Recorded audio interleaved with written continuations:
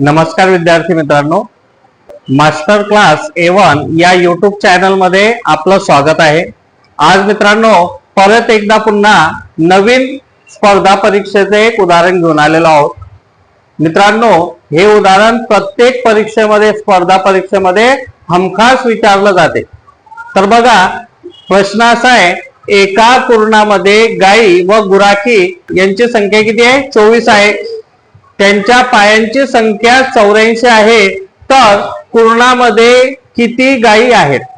आता बघा आपल्याला माहिती आहे की गायीला पाय किती आहे? 4 आणि गुराखीला पाय किती आहे? 2। मग सर्वात पहिले एक काम करायचं मित्रांनो, का या दोघांच्या पायाची काय करायची? अदलाबदली करायची। काय करायची? अदलाबदली।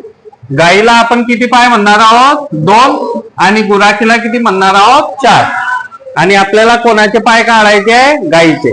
मग त्यांची संख्या किती आहे रे? 24। मग सोडवताना काय करायचं? जी संख्या दिलेली आहे तिला गुणेला ते 2 करायचे। 24 गुणेला 2 किती आले? 48। आता 48 आले, यात काय करायचं की एकूण पायांची संख्या किती आहे रे? 84। मग हे 84 वजा 48 करायचे, किती येतील ते? 36। किती येतील? 36। हे बघा 36 आलं की नाही आपल्याजवळ उत्तर? हे 2 इथे काय करायचे? भागेला करायचे आणि मग 36 भागेला 2 उत्तर आलं तुमचं 18 आणि हे उत्तर पहिलं ऑप्शन आहे तुमचं बरोबर आहे।